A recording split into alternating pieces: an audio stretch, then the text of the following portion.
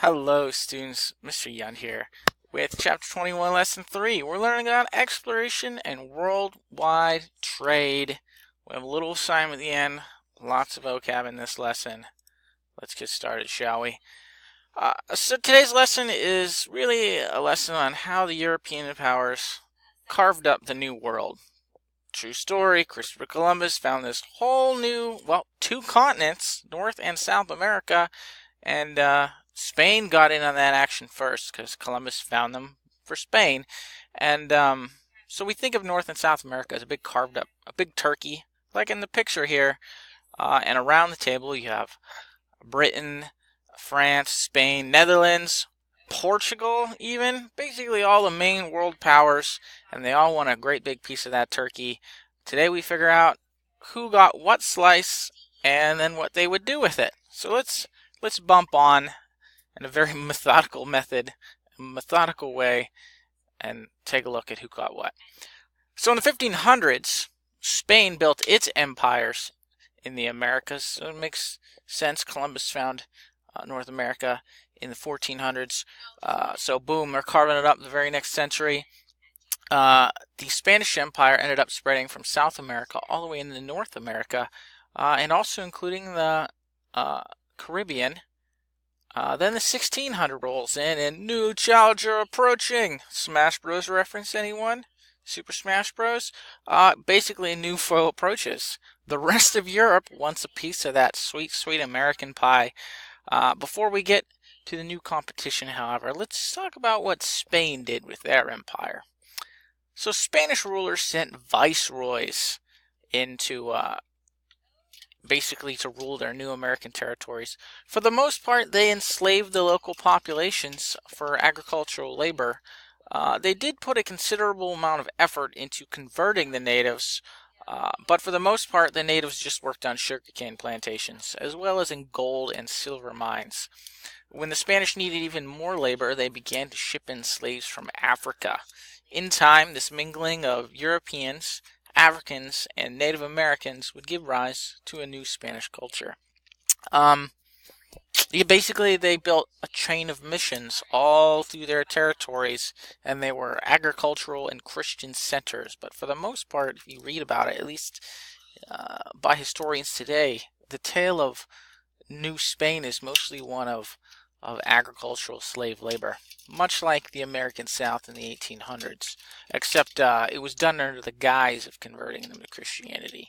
Yeah, there's a lot of books about that, probably some heavy opinions too, but that's the inside Yun scoop on that. If we talk about Portugal, Portugal's empire was Brazil, so it's a big chunk of South America. It was explored in the 1500s by Pedro Alvarez Cabral.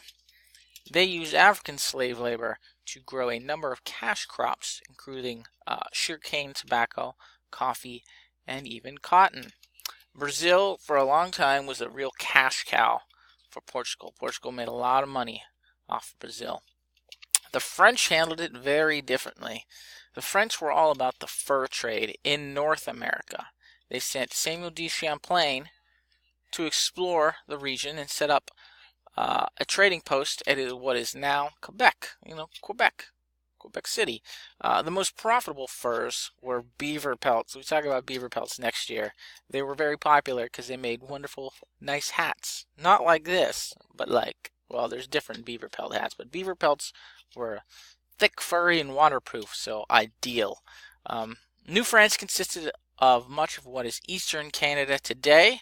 As time passed, the French explored more southward, traveling down the Mississippi all the way down to the Gulf of Mexico. So, New France, quite large. Let's bump into the English colonies. Well. English colonies. Next year, we'll learn all about these English colonies in great, exceptional detail.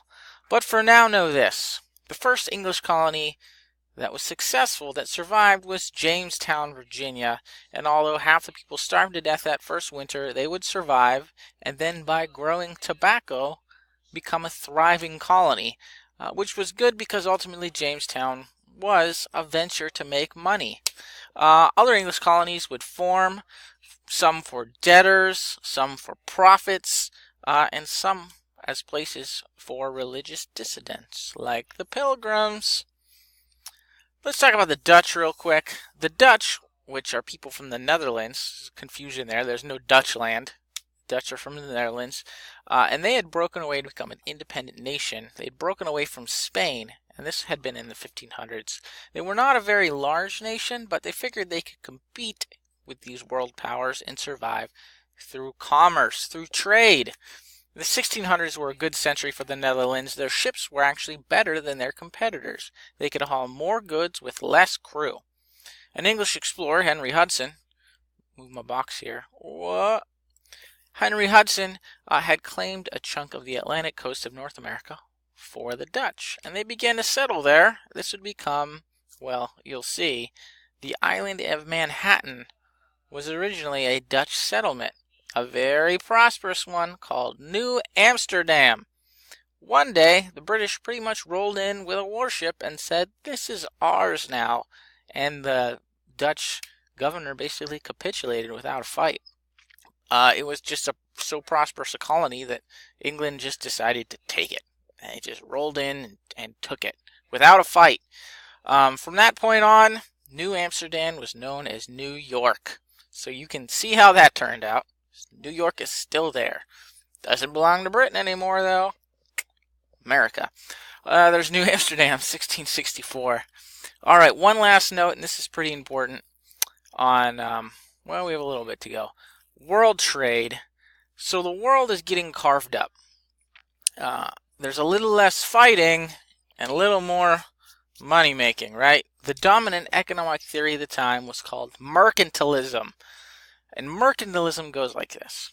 Basically, everyone is scrambling to get to the top of the pile. It's a huge competition to be the most powerful nation in the world. And how are you the most powerful nation in the world?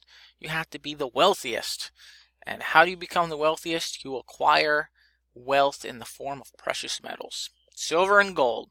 How does one make the most money? How does one make silver and gold? Well, you need to export more than you import. So you need to be shipping out and selling more than you're bringing in and buying.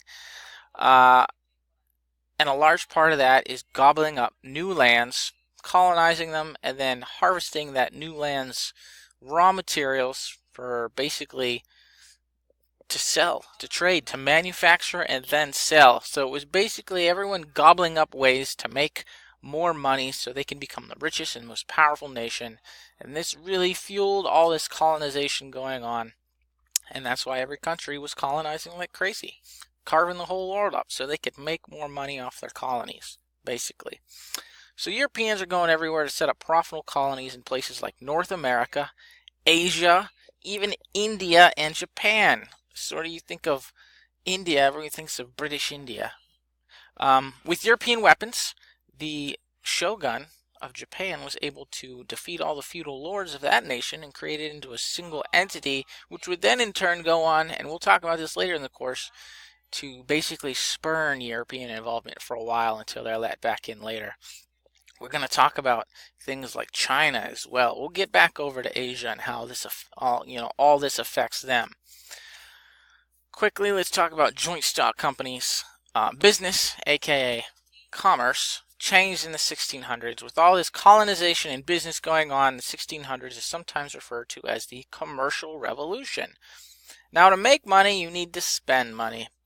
At the time, sending out expeditions, shiploads of people and goods, financing these large expeditions and trips around the world, things like that, was super expensive. And if a ship was lost at sea and that was financed by a single individual, well, that was a huge loss. It was super expensive and a terrible risk. So to start to spread that cost out as well as the risk, a new type of company was created called a joint stock company. Basically, instead of, say, Mr. Yun financing a ship to go take this whole load of fine watches to New Amsterdam, I had to pay for all that myself. If that ship got lost at sea, there goes all my money. I'm done. So instead, I get my friends to help me finance it. So maybe I pay for a quarter of it. Mrs. Deviney, the science teacher, pays for a quarter of it. I don't even know. Mr. Boreski pays for a quarter of it. And then Principal Johnson pays for a quarter of it. I'm going to make less money. If it's successful, I'll make a quarter of the profit. However, if the ship is lost at sea, instead of me taking the whole loss, it's spread out among the four of us. So that's a joint stock company. You spread out the profit, but you also spread out the risk. These investors, these people that helped invest in these ventures, were called entrepreneurs. Now an entrepreneur is just a business owner, so it's changed a little bit. Yeah, so the loss was spread as was the profit. A small note, merchants were looking to save money, and they thought that craft guilds charged too much money and took too long to make the goods, so merchants began hiring peasants to make goods in their homes, mostly of the wool and cloth variety. So sort of the very beginnings of Industrial Revolution started in what's called the cottage industry, because goods, mostly clothing goods, were literally made in cottages, little English homes. So that's one of your vocab words. All right, one last important thing. Where are we at? 11 minutes. All this colonization and trade throughout the entire world now. More or less, the last of the world's been discovered. You know, these two large continents, North and South America. It would make for a massive exchange of technologies, ideas, and even disease. Historians call this the Columbian Exchange, named after the man who, of course, triggered it, Christopher Columbus. Examples of this change would be the introduction of corn and apples to the European diet. Corn and potatoes to the European diet. Indians of the Great Plains acquired horses. In Italy, tomato sauce ends up becoming a staple. Thank goodness for the Columbian Exchange. Yep. Did you hear about the Italian chef who died? He passed away. Oh, I love it. So here's a great picture showing what the Columbian Exchange was. Maybe I can zoom in a little bit. There we go. So all these goods from Europe, and not so much goods, but as in disease, make their way into North America, and all these goods that had previously been isolated in North America make their way to Europe, like turkey. Oh, potatoes is a huge one. Potatoes becomes huge in Ireland. Corn, of course. Some sweet fruits. Tobacco, of course. But all these other goods make their way into North America. So that's the Columbian Exchange. All the goods and ideas from Europe make their way into North America and South America, and goods that previously had only been there make their way into Europe. Makes sense. All right, your assignment for today. 2 questions, complete with please answer using complete sentences. What's mercantilism, and what was the Columbian Exchange? So 2 questions. If you would number them for me, that'd be awesome. Number 1, this is mercantilism, blah, blah, blah, blah, blah. Number 2, the Columbian Exchange was blah, blah, blah, blah, blah. That's for today. I think we covered all those in good detail. Oh, look, a picture of the Columbian Exchange. And that's it. Have a wonderful day. Hope you enjoyed the lesson. I'll see you tomorrow.